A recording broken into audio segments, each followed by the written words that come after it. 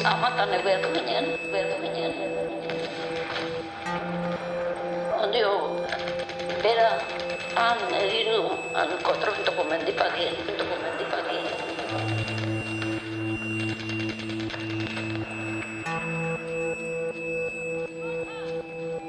Eta hori kaminera da noi sailita daño. Bila honek bat otoño siento sam.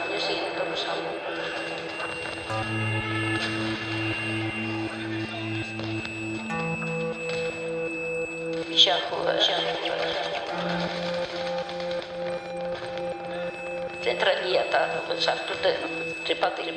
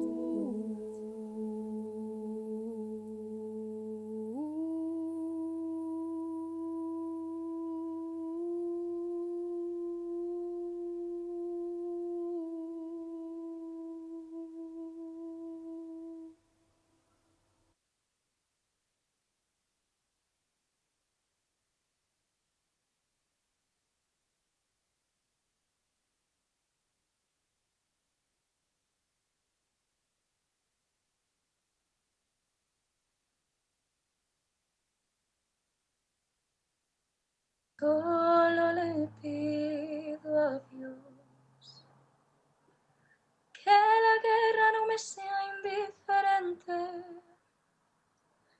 Es un monstruo grande y pisa fuerte toda la pobre inocencia de la gente. Solo le pido a Dios que el futuro no me sea indiferente. Desahuciado está el que tiene que marcharse a vivir una cultura diferente. Solo le pido a Dios que la guerra no me sea indiferente. Es un monstruo grande y pisa fuerte toda la pobre inocencia de la gente. Es un monstruo grande y pisa fuerte toda la pobre inocencia de la gente. Martxoak 31 ditu gaur. Gogoratzeko eta ez ahazteko eguna Durango eta Durangarrontzat. Gure herria bombardatu egin zuten gaur 88 urte. Eta hainbat pertsona, horien artean Durangarrak, hil zituzten. Gertakari hauek urteetan zehar isilarazi egin dira, baina Durangarrak garen aldetik, gure betebeharra eta bombardaketa edo gerra jasan zuten pertsona horiei merezi duten lekua ematea da gure beharra. Biktima errugabeak izan ziren. Urteetan zehar, haien istorioak kontatzen utzi ezaizkienak. Erakundeek funtsezko zeregina izan behar dute biktima horiek guztien eta haien zenideen sufrimendua aitortzeko. Hori dela eta, Durango udaletik aipamen berezia egin nahi izan dugu aurten ere ekitaldi honen bitartez. Durangoko bombardaketaren biktima guztiak gogoratzeko batu gara gaur hemen Eskurdiko plazan. Sentiarazi nahi dizuegu entzuten zaizuela eta zuek sufritu zenituena ez dela ahaztuko. Aurten, aipamen berezia egin nahi dugu Durango eta Gernikako bombardaketa nolabai bizi izan zenutenei eta oraindik gure artean dauden guztiei. Ez bakarrik ekitaldira gerturatu zaretenoi, baizik eta etorri ezin izan direnei ere. Ekitaldi honekin lekukoa gogoratu nahi ditugu. Eurei aipamena egitea eta momentu honetan bizirik daudenekin egon izatea. Zuek, esan dugun moduan, hemen egotea, privilegioa eta orea da guretzat. Eskerrik asko benetan. Aurten, bereziki, Durango eta Gernikako zenidetxearen sare hau ekitaldi honetan mantendu eta bizirik jarrai dezala nahi dugu. Durango y Gernika, Gernika y Durango. Dos pueblos que, al igual que otras muchas localidades vascas, sufrieron el horror de la guerra y la sinrazón fascista. Hoy, los durangueses, queremos hacer un pequeño reconocimiento a los testigos de ambas barbaries. Ongi etorri guztioi eta eskerrik asko benetan gurekin izateagaitik. Eguerdion eta eskerrik asko guretzat hain garrantzitsua dan ekitaldi honetan gurekin gaur egoteagatik. Urtero egiten dugun bezala gaur martxoaren 31, gure herria duela 88 urte izugarri markatu eta aldatu eban unea gogoratu gura dugu. Durangoko bombardaketa. Urtea joan arren, Durangar guztien oroimenean bizirik dirauen zoragoiztoko unea da. Eta gure oroimenean izaten jarraitzea gura dugu. Ez dugu gertatutakoa ahaztu gura, barriro inoiz gertatu ez dadin. Horregatik, urtez urte batzen gara, gertatutako tragedia hura gogoratzeko eta gure seme alebei transmititzeko. El 31 de marzo de 1937, 213 personas perdieron la vida en este municipio. Seres queridos que vieron truncadas sus vidas de forma violenta e injusta. Hoy les rendimos homenaje. Hoy nos detenemos para recordar a todas y cada una de esas víctimas y con ellas a todas las personas que de un modo u otro padecieron aquel horror. Un reconocimiento justo y necesario, porque Durango, además de sufrir las consecuencias de aquel horrible bombardeo que destruyó tantas vidas, nuestros hogares y nuestro municipio, ha sufrido también durante muchos años el dolor del silencio. Por eso hoy aquí alzamos la voz de manera firme y decidida, porque no olvidamos, no podemos permitirnos olvidar, porque recordar es la única forma de garantizar que esta barbarie nunca más se repita. Aurten, lehen esan dan bezala, omenaldi berezia egin gura deutzegu bombardaketen izugarrikeria bizi izan ebenei. Ez bakarrik Durangon, baita Gernikan be. Garai ilun horietako biktimen arteko alkartasun harremanak estutu gura doguz. Bizirik iraun ebenen testigantzaren bidez eta eskuzabaltasunez haren oroitzapenak eta mina partekatzen jarraitzen dabe. Gaur, Mikel Aretxaga, Lidia Igor, Edita Gomez, Maite Andueza eta Emilio Aperribai hemen gugaz egotea duintasunez eta ausardiaz ohore izugarria da guretzat. Eurak dira, bizirik dirauten beste hainbat pertsonalez, jasotakoaren oroimena bizirik ondoen manteni duten dabenak. Denbora gora behera. Lidia, Maite, Mikel, Edita eta Emilio, nire eta Durango guztiaren errespetua eta miresmena daukazue.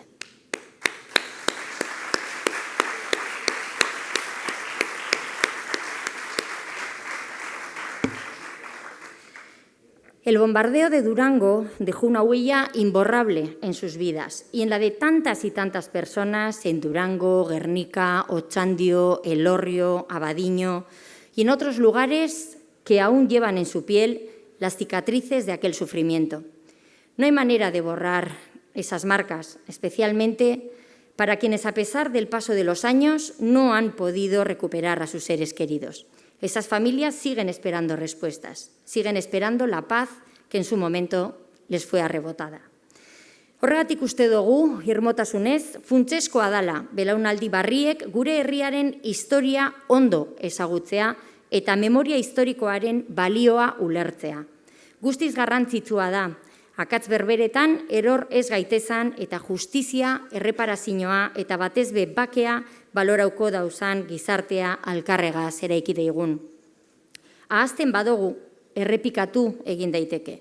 Ahazten badugu, basakeriak barriro indarra har daike, eta ezin dugu hori onartu. Lamentablemente, en 2025 seguimos viendo que la violencia y la guerra siguen presentes en el mundo. Otros lugares no tan lejanos siguen siendo escenarios de sufrimiento, de dolor, de vidas destrozadas. Esta es una triste realidad que no podemos ignorar. Por ello es nuestro deber transmitir a nuestros hijos e hijas, a nuestros jóvenes, lo que ocurrió en este pueblo, aquí mismo, para que comprendan su importancia y con ese conocimiento puedan contribuir a un futuro en el que estos horrores no se repitan. Memoria da etorkizuneko belaunaldiei utz diezaiekegun legadurik handiena. Egia, justizia, erreparazioa eta batez be bakearekiko konpromisoa da gure seme alabei erakutsi eta transmitidu behar deutzaguna gizarte hobeago baterantz aurrera pausoak ematen jarraitzeko. Es imprescindible aprender del dolor de nuestros antepasados para evitar que los errores se repitan, para no ser testigos ni cómplices de nuevos sufrimientos. No podemos callar ante las injusticias que hoy en día siguen ocurriendo en el mundo, porque la memoria, la verdadera memoria, es el faro que ilumina nuestro camino hacia un futuro de paz. Memoria egia da, memoria justizia da, eta memoria batez be bakearekiko konpromisoa da. Zuek guztiongatik gara eta izango dira. Eskerrik asko. Eskerrik asko, Mireia. Aipatu dugun moduan, gaur gurekin dekoguz bombardaketa horien testigu zuzenak izan zienak.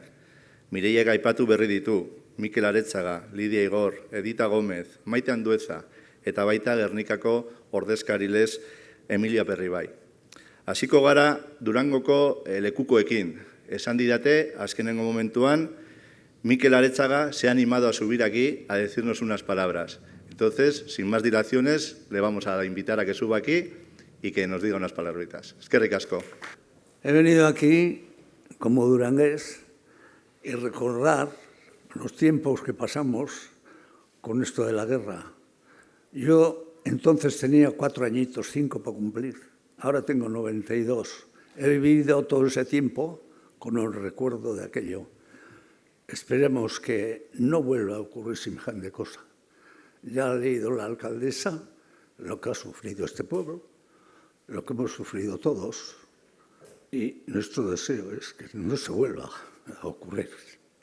Sin más, me despido y que tengamos suerte todos. Eskerrik asko benetan, Mikel. Eta lehen aipatu dugun moduan bebai, aurten, ekitaldi honetan Gernikako lekukoei ere bere espazioa eta bere garrantzia eman nahi izan diegu. Gernikako bombardaketa gogora ekarri nahi dugu. Este año tenemos la ocasión, como hemos comentado anteriormente, de tener entre nosotros también a testigos directos del bombardeo de Gernika. Gracias por su presencia. Tenemos aquí con nosotros a Emilio Aperribay, testigo directo, que él ya nos ha contado en muchas ocasiones y en diferentes medios lo que sufrió en aquel bombardeo del 26 de abril del 37, y le acompaña su hija, la que también le invitamos a que suba aquí a decirnos unas palabras. Eskerrik asko. Egunon danorek. Mi nombre es Emilio Aperribay y Kazuriagagoitia, superviviente del bombardeo de Gernika. Hace 88 años, Durango sufrió un despiadado bombardeo contra una población que vio cómo sus vidas, su presente y su futuro se desvanecían por la furia incontrolada de unas perversas mentes. El fascismo hizo desaparecer la libertad y la democracia con décadas de férrea dictadura. Hoy están aquí algunos de los que sobrevivieron a aquel ataque, representando también a los que fueron asesinados de modo tan irracional. También estamos presentes hoy supervivientes del bombardeo de Gernika, que al igual que en más de un centenar de otras localidades de Euskadi, sufrimos las consecuencias de los mismos fanáticos de la sinrazón. El desprecio a la vida de otros semejantes hace que este nuevo aniversario ponga de manifiesto el sentimiento de repulsa que nos lleva a la responsabilidad de restaurar, honrar y reparar la memoria de las víctimas. No merecemos que aquello caiga en el olvido, eso sería volvernos a revictimizar. Además, los supervivientes de Durango y Gernika queremos reclamar una vez más que se haga realidad definitivamente un hermanamiento entre las dos villas.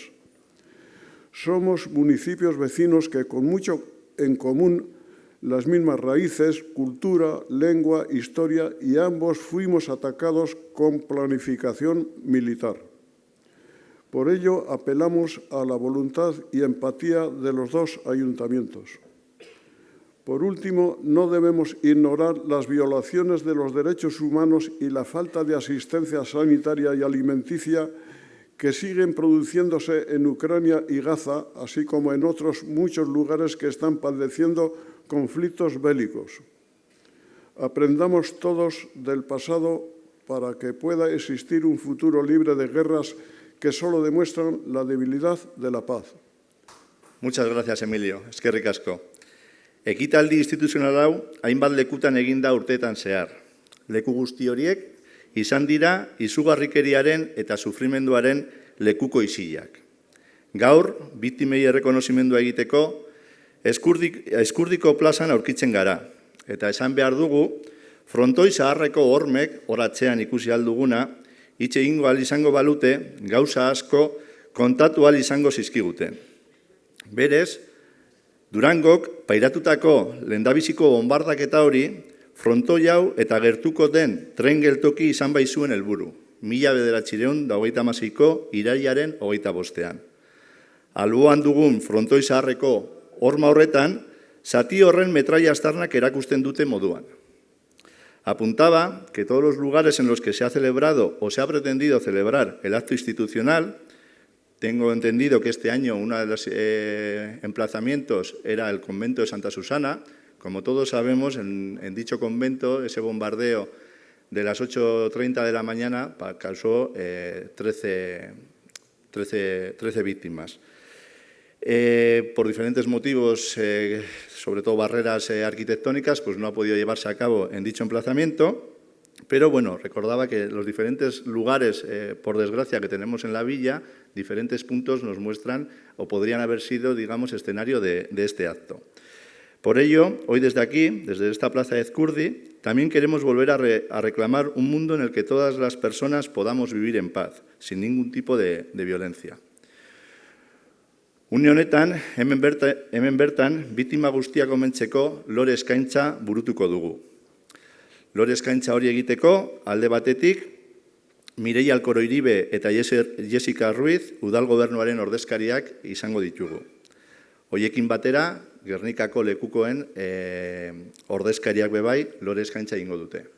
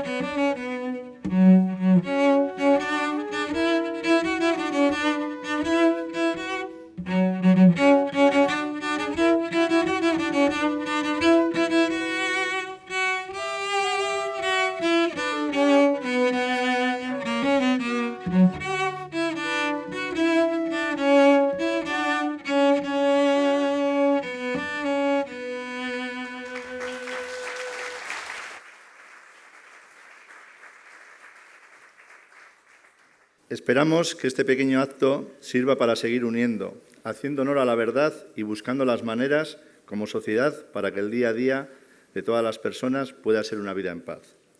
Durangoko udalak bere eskerona adierazi nahi dizue omenaldi honetara hurbildu zareten guztioi. Mila esker.